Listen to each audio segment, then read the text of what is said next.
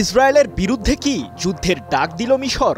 কারণ মিশরের সামরিক কর্মকর্তারা এরই মধ্যে ইসরায়েলে সরাসরি অভিযান পরিচালনার হুমকি দিয়েছে। শুধু তাই নয়, গাজা সীমান্তের কাছে মিশরের 40,000 সেনা ঘোরাফেরা করছে।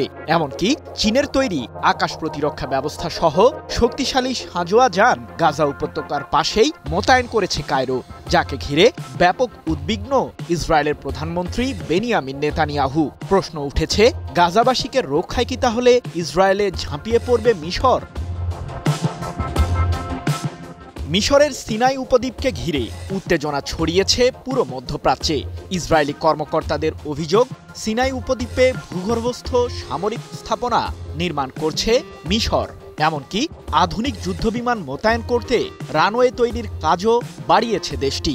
ইসরায়েলের ওই সূত্রের সন্দেহ, ভূগর্ভের ওই সামরিক স্থাপনাগুলোতে ক্ষেপণাস্ত্র মোতায়েন করছে মিশর সরকার, যা ইহুদিবাদী দেশটির বিরুদ্ধে ব্যবহৃত হতে পারে বলেও শঙ্কা তেল আবিবের। এক প্রতিবেদনে এমন তথ্যই জানিয়েছে যুক্তরাজ্য ভিত্তিক সংবাদ মাধ্যম মিডল ইস্ট আই। কিন্তু মিশরের এই সামরিক প্রস্তুতি দেখে ইসরায়েল কি চুপ করে বসে থাকবে, নাকি বড় সংঘাতের আশঙ্কা আছে? সিনাই উপদ্বীপে মিশরের ক্রমবর্ধমান সামরিক উপস্থিতি নিয়ে ইসরায়েল ব্যাপক উদ্বিগ্ন। সাম্প্রতিক সময়ে কায়রো এবং তেল আবিবের মাঝে বিরোধের প্রধান বিষয় হয়ে দাঁড়িয়েছে এটি। মিশরীয় কর্মকর্তাদের সাথে সরাসরি আলোচনার মাধ্যমে বিষয়টির সুরাহা করতে ব্যর্থ হওয়ার পর ইসরায়েলের প্রধানমন্ত্রী নেতানিয়াহু শেষ পর্যন্ত যুক্তরাষ্ট্রের দ্বারস্থ হয়েছেন। মার্কিন প্রেসিডেন্ট ডোনাল্ড ট্রাম্পকে এ বিষয়ে হস্তক্ষেপ করার অনুরোধও জানিয়েছেন তিনি। 1979 সালে ইসরায়েল ও মিশরের মাঝে হওয়া শান্তি চুক্তির গুরুতর লঙ্ঘন করছে কায়রো, এমন অভিযোগ তেল আবিবের। অথচ গত কয়েকদিন আগেই আন্তর্জাতিক নিয়মনীতি ভেঙে কাতারে বিমান হামলা চালিয়েছিলেন আগ্রাসী নেতানিয়াহুর সামরিক বাহিনী, আর তার মুখেই এখন নিয়মনীতির আকুতি। এ প্রসঙ্গে ইসরায়েলের একজন কর্মকর্তা সংবাদ মাধ্যম মিডল ইস্ট আইকে বলেছেন, সিনাইয়ে মিশরীয়রা যা করছে সেটা আন্তর্জাতিক আইনের গুরুতর লঙ্ঘন। আমরা অত্যন্ত উদ্বিগ্ন।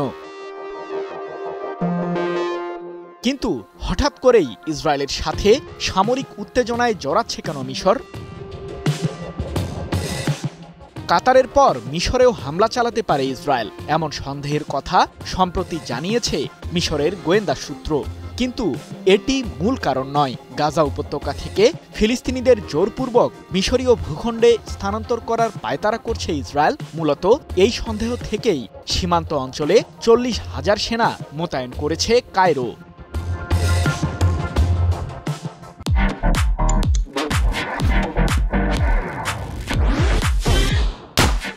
আর সিনাইয়ে সামরিক উপস্থিতি যে সম্পূর্ণরূপে কায়রোকে ইসরায়েলের হামলা থেকে প্রতিরক্ষা করার জন্যই মোতায়েন করা হয়েছে, সে বিষয়টি স্বীকার করে মিশরের একজন সামরিক কর্মকর্তা বলেছেন, মিশরের সেনাবাহিনী বছরের পর বছর ধরে সর্বোচ্চ সতর্কতার মধ্যে রয়েছে। তবে সাম্প্রতিক সেনা মোতায়েনের ঘটনা প্রতিরক্ষামূলক, কিন্তু ইসরায়েল সীমা লঙ্ঘন করলে তাদেরকে দাঁত ভাঙা জবাব দেওয়া হবে।